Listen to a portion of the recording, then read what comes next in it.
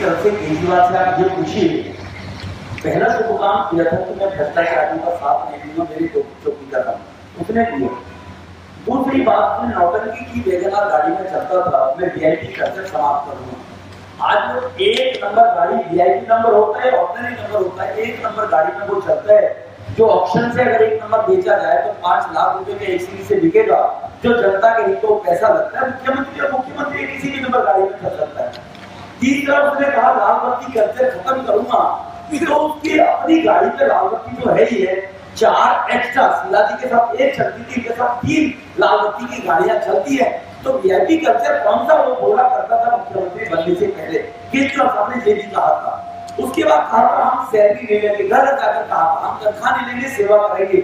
और जो विजेंद्र जी ने बताया 400% सैलरी बढ़ाने का प्रपोजल उन्होंने भेज दिया कि मेरे विधायकों की सैलरी कम से कम 3 लाख रुपए होनी चाहिए। जे उनसे क्वेश्चन करें कि तुमने बोला था, तुम्हारे किसी भूत ने बोला था, या आपकी याददाश्त बड़ी कमजोर है, या इतने अपॉर्चुनिस्ट हो कि आप देश के संघीय ढांचे के साथ ऐसा खिलवाड़ करना चाहते हो कि जो सरकारी सिस्टम है देश का, संविधान के अनुसार चलना चाहिए, उसको सरकारी ना समझकर भारत के राजधानी दिल्ली का 48,000 करोड़ रुपया फंड को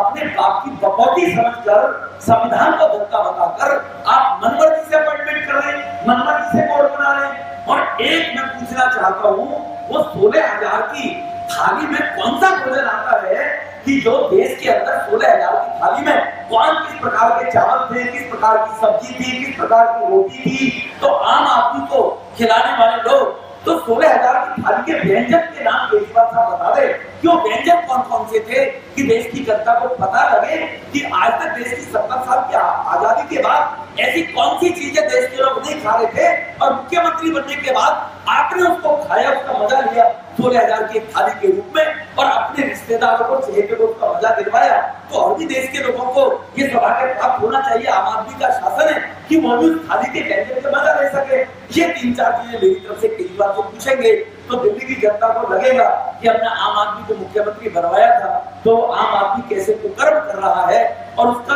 करनी और कथनी कैसी है, और उसका आम आदमी पार्टी की कथनी करनी के साथ साथ उसका कैरेक्टर कैसा उस व्यक्ति का, ये दिल्ली की जनता को जानकारी मिलनी चाहिए। केवल इतनी बात मैं कहना चाहता हूँ। बहुत बहुत धन्यवाद। ये भंडारपुर डॉक्यूमेंट, ये पुस्तिका केजरीवाल तक जरूर पहुंचा दे, और इन तमाम खुलासों का, घटना चक्र का, भंडारपुर का, और उनका क्या कहना है, क्या वो अपनी सफाई में अपना पक्ष रखना चाहते हैं, क्योंकि दिल्ली की जनता जानना चाहती है कि कांग्रेस के साथ मिलकर आप भ्रष्टाचार कर रहे हैं, आप कांग्रेस के साथ मिलकर कश्मीर के देशद्रोहियों और भारत तोड़ने वालों के साथ कांग्रेस और आप दोनों एक साथ हैं। इसके अलावा इस सरकार में जो घोटाले हो रहे हैं, और जो सीबीआई में 17 करोड़ का जो हवाला कांड है, सत्येंद्र जैन मंत्री पर जो मामले दर्ज हो रहे हैं, जो दिल्ली वक्फ बोर्ड में के गठन में जो भारी गोलमाल हुआ और सीबीआई में एफआईआर दर्ज हुई है, इसके साथ साथ फीडबैक यूनिट हो या क्रिएटिव टीम के नाम पर टॉप टू AK केजरीवाल की अपने रिश्तेदार के बच्चे की भर्ती घोटाला हो, या सत्येंद्र जैन की बेटी का भर्ती घोटाला हो, या फिर महिला आयोग में स्वाति मालीवाल ने जो बड़े पैमाने पर नियुक्तियां की और इस पर ACB में एफआईआर दर्ज हुई हो, या प्रीमियम में समिट, तो कुल मिलाकर के लगभग 10 मामले ऐसे हैं जिसमें एफआईआर दर्ज हुई है, जांच चल रही है। हम जानना चाहते हैं मुख्यमंत्री जी इन तमाम घोटालों के बारे में अपनी राय प्रकट करें और बताएं जनता को कि भ्रष्टाचार आपने और आपकी पार्टी के लोगों ने क्यों किया। इसके बाद सादगी की बात करने वाले लोग ये बताएं कि मंत्रियों की, मुख्यमंत्री की और विधायकों की सैलरी आपने सत्ता में आते ही 400% बढ़ाने का जो प्रस्ताव पारित किया, यानी कि आपने एक कॉन्ट्रैक्ट पे जो लोग अस्थायी लोग जो कर्मचारी हैं उनको तो पक्का नहीं किया। आपने कहा था 8 लाख लोगों को नौकरियां देंगे, लेकिन आपने खुद और अपने विधायकों के रोजगार की चिंता सबसे पहले कर ली, और वो भी सैलरी लाखों में। तो लाखों रुपया खुद मंत्रियों को और विधायकों को दिलवाने का ये जो सादगी का ये कौन सा उदाहरण है, हम ये जानना चाहते हैं। आपने 21 विधायकों को संसदीय सचिव, 27 विधायकों को रोगी कल्याण समिति का अध्यक्ष और 1.5 दर्जन विधायकों को डिस्ट्रिक्ट कमेटी का चेयरमैन, बाकी बोर्डों का चेयरमैन बना करके और उनको आलीशान सुविधाएं दे दी, गाड़ियां दे दी, दफ्तर दे दिए। तो सरकारी धन का और सुविधाओं का आपने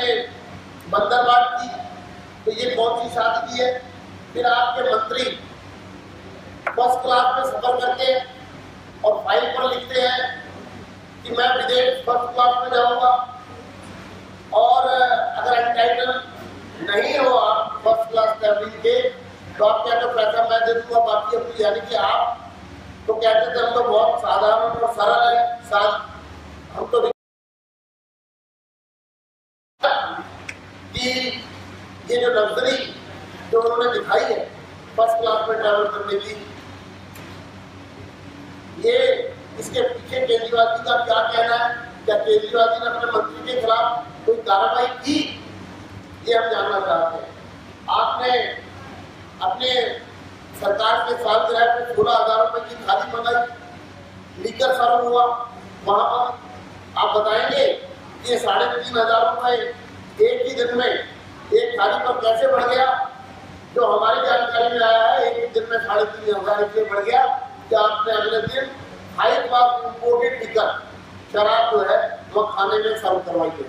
तो आप 16,000 रुपए जनता के पैसे से शराब सर्व करा रहे हैं अपने घर पर सरकारी पैसे से, लंच पर खुद भी भोज ले रहे हैं, खुद भी उसका सेवन कर रहे हैं, भोजन कर रहे हैं, अपने मंत्रियों को भी 16,000 रुपए की थाली में भोजन करा रहे हैं,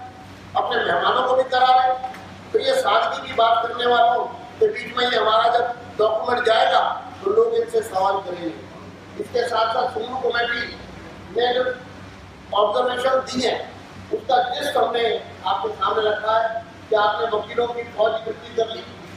उनको करोड़ों रुपए आपने सरकारी खजाने से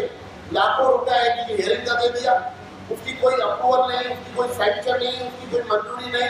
पैनल पर आपको रखने का अधिकार नहीं, आपने पैनल बना दिए अपने लोगों के। इसी प्रकार आपने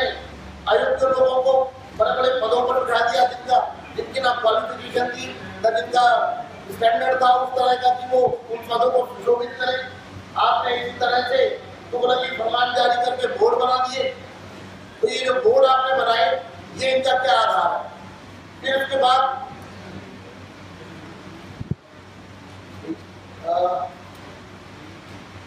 किचन कैबिनेट जो सरकार की कैबिनेट होती है वो कॉन्स्टिट्यूशनल अथॉरिटी है, लेकिन आपने उसको किचन कैबिनेट में कन्वर्ट कर दिया, और जो अधिकार आपकी कैबिनेट को नहीं है वो प्रस्ताव भी, यानी कि जो सब्जेक्ट सरकार का नहीं है वो भी कैबिनेट में पास हो रहा है। जो प्रपोजल अधिकारी नहीं लेके आ रहे हैं तो मंत्री कैबिनेट में प्रपोजल बनाकर पेश कर रहा है, एक मंत्री प्रपोजल पेश कर रहा है और बाकी मंत्री उस पर मोहर लगा रहे हैं और ये कैबिनेट का डिसीजन होगा। क्या कभी ऐसा होता है कि कैबिनेट में जो प्रपोजल लाया जाता है वो सेक्रेटरी लाते हैं, चीफ सेक्रेटरी लाते हैं, लेकिन यहाँ हो क्या रहा है जब चीफ सेक्रेटरी ने मना कर दिया, जब प्रपोजल नहीं ला सकते ये गैर कानूनी है, तो आपके मंत्री ने प्रपोजल पेश कर दिया, जब हम पेश करते हैं और उसको पास कर दिया और उसको लागू कर दिया। इसी तरह सुप्रीम कमेटी ने कहा कि आप केंद्र सरकार के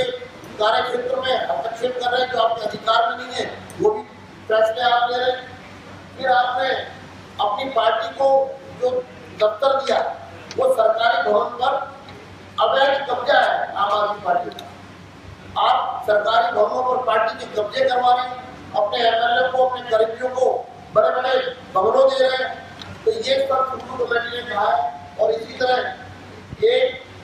पेज पर इनके जितने आपराधिक और भ्रष्टाचार के मामले हैं इनके विधायकों पर, इनके मंत्रियों पर, उसको हमने बताया। और एक तरफ हमने RTI में जो मालूम चला कि इन्होंने 2 साल में भ्रष्टाचार मिटाने के लिए कुछ नहीं किया, वो तमाम चीजें हमने यहाँ पेश की है। इसके बाद आप पूछना चाहें